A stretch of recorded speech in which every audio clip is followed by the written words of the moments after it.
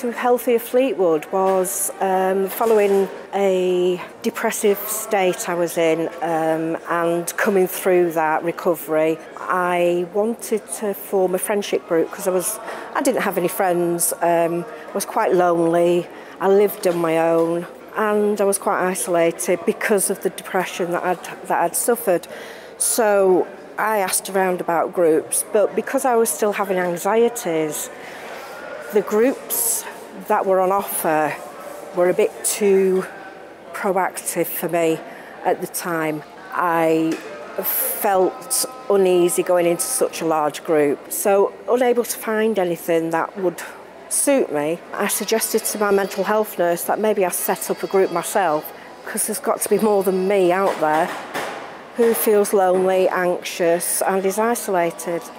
So I started a group called Women Aloud, and it is for people who have anxiety, but it's about making connections, relieving loneliness and making friendships.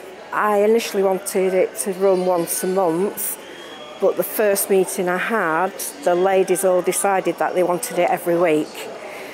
So we've had a compromise, we're going to do it fortnightly. And the first meeting we had to turn people away. There'd been that many people wanting to come. I didn't want it to grow into a great big group because, again, that was opposite of what we needed. So yeah, it's been really successful up to now and I'm enjoying it, and I've taken some control of my journey back to being well again. I'm not there yet, but I'm sure I will be soon.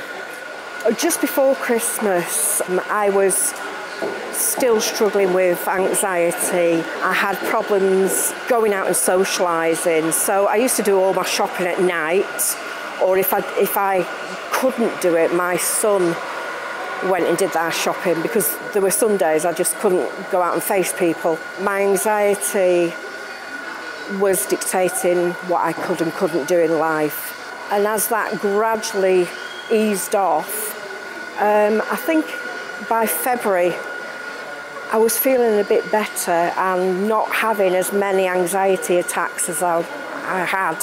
And I think that was the biggest disabling feature of the whole thing. It gives the person the power and the ability to dictate their journey. I'd had the idea before I'd approached Healthier Fleetwood.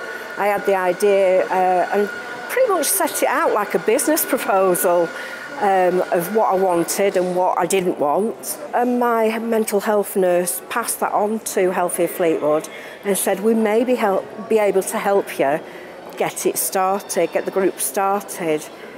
So printing out flyers and things like that. And maybe helping me along the way of some rules around the way things should be run. My intention was always to start the group and facilitate it, but never to own it. It was always going to be the people who joined, it would be their ownership. It would be their direction of where we wanted to go. It also threw up a lot of strange anomalies, really.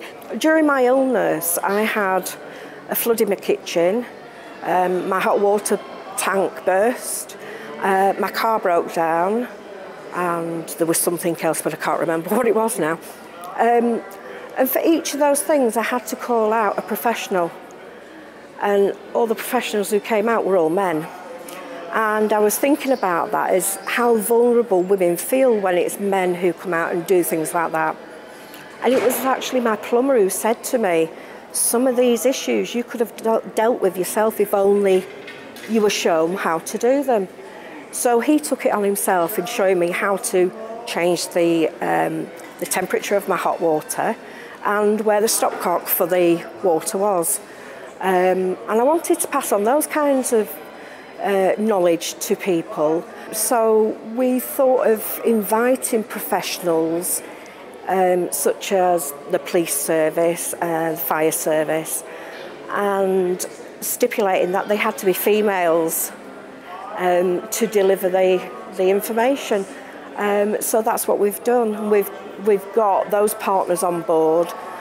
Added bonus, Department of Work and Pensions has come on board. People are very suspicious of it, but we're going to see how it goes.